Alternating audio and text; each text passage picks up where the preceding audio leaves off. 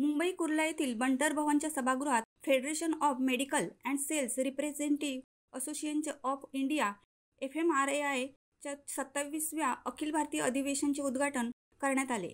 15 फेब्रुवारीपर्यंत 3 दिवसीय होणाऱ्या या अधिवेशनाचे उद्घाटन FMRAI चे अध्यक्ष कॉम्रेड रमेश सुंदर यांच्या हस्ते संघटनेचा ध्वज फडकवून आणि हुतात्मा स्मारकाला अभिवादन करून करण्यात आले. या अधिवेशनाच्या उद्घाटन सत्राचे स्वागताध्यक्ष ऑल इंडिया केमिस्ट आणि ड्रगिस्टचे राष्ट्रीय अध्यक्ष डॉक्टर जगन्नाथ आप्पाजी शिंदे हे आहेत. श्री जगन्नाथ शिंदे यांनी मान्यवर आणि अतिथी यांचे स्वागत भाषणात मुंबई आणि महाराष्ट्राच्या सामाजिक, आर्थिक आणि ऐतिहासिक योगदानाबद्दल महत्त्वाची माहिती दिली. तसेच महाराष्ट्राचा जडणघडणीत कामगारांच्या संघर्षाचे महत्त्व अधोरेखित केले.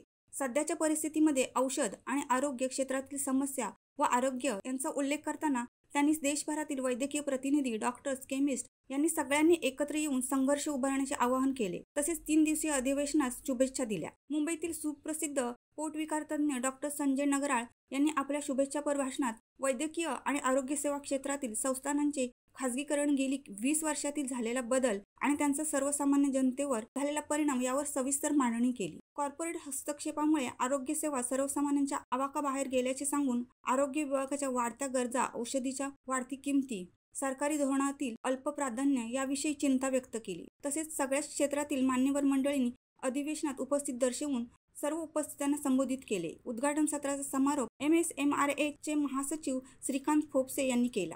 FMARI चे अध्यक्ष कॉम्रेड रमेश सुंदर, ऑल इंडिया केमिस्ट आणि ड्रगिस्टचे राष्ट्रीय अध्यक्ष डॉक्टर जगन्नाथ आप्पाजी शिंदे, सुप्रसिद्ध पोटविकार डॉक्टर संजय नगराळ, ऑल इंडिया किसान सभेचे अध्यक्ष डॉक्टर अशोक ढवळे, CITU चे राज्य महासचिव कॉम्रेड MS शेख, AITUC चे राष्ट्रीय सचिव डॉक्टर सुकुमार दामले, मुंबई विद्यापीठाचे शिक्षक संघटनेचे comrade Taponi Mukhopadhyay, Bombay university teachers असोसिएशनचे comrade Madhun Paranjape, advocate Arvind Tapole, CITU Maharashtra राज्य शाखेचे खजिनदार के रघु, CITU चे मुंबई शाखेचे अध्यक्ष कॉम्रेड के नारायण, CITU चे मुंबई महासचिव कॉम्रेड वर्तक, महासचिव Shantanu Chatterjee, federation medical and sales representative असोसिएशनचे अध्यक्ष कॉम्रेड नरेंद्र सिंग, महासचिव श्रीकांत फोपसे तसेच पदाधिकारी आणि देशभरातील जवळपास 1000 पदाधिकारी उपस्थित होते. 7th conference of FMRI at Mumbai.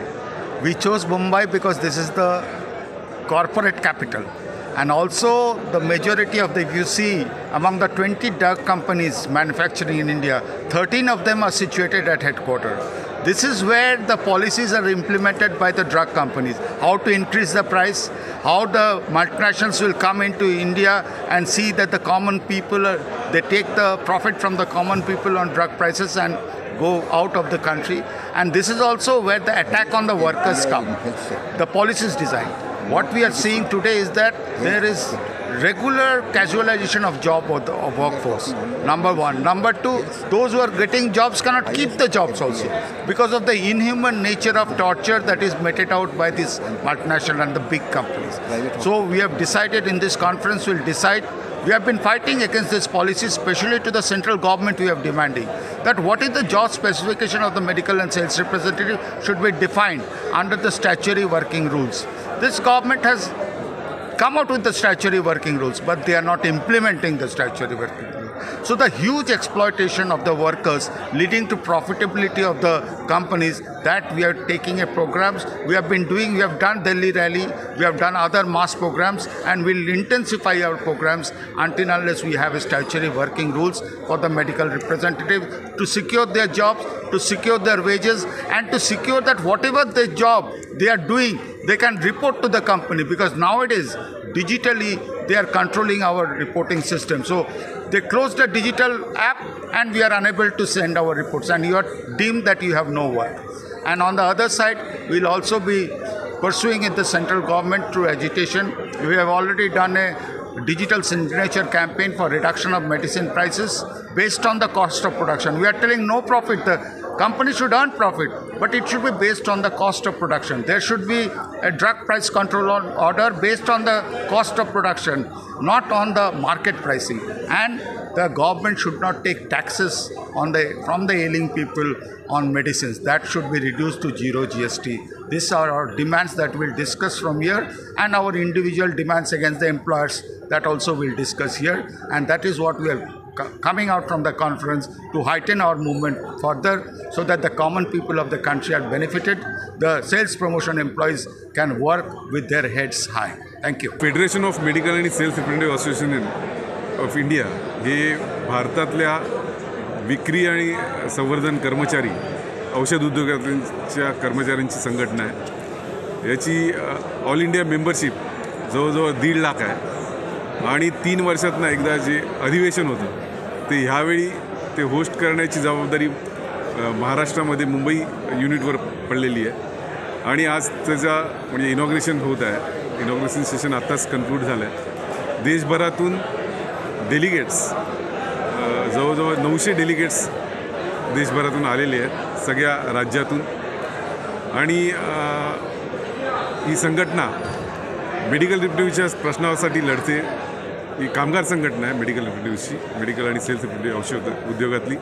तसंच जे लोकांचे जनतेचे डिमांड आहेत ते पण घेऊन ती सातत्याने पाठपुरवठा करते केंद्र सरकारकडे, राज्य सरकारकडे. आज जे जनतेचे मुख्य प्रश्न आहेत औषध उद्योगामध्ये, औषधांवर, जीवनावश्यक औषधांवर पण विक्री कर वगैरे लागू आहे, GST कर लागू आहे. तर FMRA या संघटनेची मागणी आहे केंद्र सरकारकडे की जी जीवनावश्यक औषधं आहेत त्यांच्यावर 0 GST आकारावं. आणि तसेच कामगारांचे जे इश्यू आहेत, विक्री संवर्धन कर्मचाऱ्यांसाठी सेल्स प्रमोशन एम्प्लॉईज ॲक्ट 1976 हा कामगार कायदा आहे, त्याचं आता विघटन चालू आहे. जे 4 लेबर कोड इम्पोज करणं चालू आहे गव्हर्नमेंटचं, त्याला जोरदार विरोध FMRA संघटना, अखिल भारतीय विक्री संवर्धन कर्मचारी संघटना करत आहे. आणि सेल्स प्रमोशन एम्प्लॉईज ॲक्ट फक्त शाबूतच नाही ठेवायचं आहे, तर त्याची इफेक्टिव्ह अंमलबजावणी होणं गरजेची आहे, जेणेकरून जे एक्सप्लॉयटेशन चालू आहे विक्री संवर्धन कर्मचाऱ्यांचा औषध उद्योगातलं त्याच्यावर रोख लावणं सरकारची जबाबदारी आहे. आज जे कायदे आहेत त्याची सक्षमरित्या अंमलबजावणी होत नाही आहे आणि जे चांगले कायदे आहेत त्याचं पण म्हणजे विघटन केलं जातं. त्याचा विरोध ह्या संमेलनातून अखिल भारतीय संगठना मेडिकल रिप्रेझेंटेटिव्हची आज करत आहे. मैं 2 विषय पर आप बात करूँगा. एक तो अभी भारत सरकार ने आयुष्मान भारत का डिक्लेयर किया, आयुष्मान भारत का डिक्लेयर किया है, घोषणा किया है 2017 में, और 2020 में नेशनल डिजिटल हेल्थ मिशन का डिक्लेयर किया है. देखिए, आज़ादी के बाद से सबके लिए सरकारी चिकित्सा व्यवस्था था, लेकिन 2017 में मोदी जी उसको इंश्योरेंस बेसिस कर दिया. इतना बड़ा परिवर्तन कर दिया है. 60% प्रीमियम देंगे सरकार अभी, सेंट्रल गवर्नमेंट, और राज्य सरकार देंगे 40% प्रीमियम. इंश्योरेंस बेसिस पर अभी हेल्थ केयर सिस्टम चलेगा. इंश्योरेंस कंपनी का फ़ायदा होगा. सरकारी व्यवस्था सब समाप्त हो जाएगा. प्राइवेट हॉस्पिटल का इतना डेवलपमेंट हो जाएगा. इस प्रकार से ये प्राइवेटाइजेशन तेज़ी से हो रही है. जो हमारी घोषणा था हमारे देश में सरकारी, सबके लिए सरकारी स्वास्थ्य व्यवस्था होगा, उसे बदल करके इंश्योरेंस बेसिस पर हेल्थ केयर सिस्टम को लागू कर दिया है आयुष्मान भारत प्रोजेक्ट से, नेशनल डिजिटल हेल्थ मिशन के प्रोजेक्ट से. तो एक विषय पर बहुत हम लोग चर्चा कर रहे हैं. दूसरे विषय पर ये कह रहे हैं दवा के दाम बढ़ रहा है, कंपनी बढ़ा रहा है, लेकिन इस बात को नहीं बढ़ा रहा है, सरकार इसके लिए जिम्मेवार है. एक 2013 में प्रोडक्शन बेसिस प्राइसिंग सिस्टम के बदले, प्रोडक्शन बेसिस प्राइसिंग सिस्टम के बदले ये मार्केट बेसिक प्राइसिंग सिस्टम, ये परिवर्तन कर दिया 2013 में ड्रग प्राइसिंग के, जिसके कारण जंप कर गया. दूसरी बात, GST जो लगता था पहले, जो प्रोडक्शन बेसिस पर टैक्स लगता था, अभी उसको सब GST कर दिया है और उसको रिटेल बेसिस पर कर दिया. प्रोडक्शन बेसिस के बदले रिटेल बेसिस पर दिया. इसीलिए ड्रग प्राइस का एक जंपिंग राइज हो गया. आज जो बढ़ रही है, जितना दाम बढ़ रहा है उतना ही टैक्स बढ़ रहा है सरकार का. इसीलिए आज जो मूल्य वृद्धि हो रही है, इसके लिए सरकार का नीति जिम्मेवार है. और सरकार का नीति है, दोनों नीति है.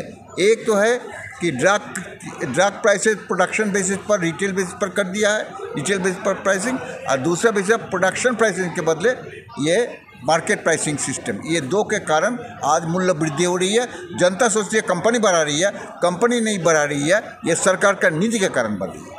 शिवसत्ता टाइम्ससाठी शेखर म्हात्रे, मुंबई। दे धडक बेधडक वृत्त देणाऱ्या आपल्या शिवसत्ता टाइम्स न्यूज चॅनलला लाल बटन दाबून सबस्क्राईब करा आणि बेल आयकॉनला क्लिक करायला विसरू नका।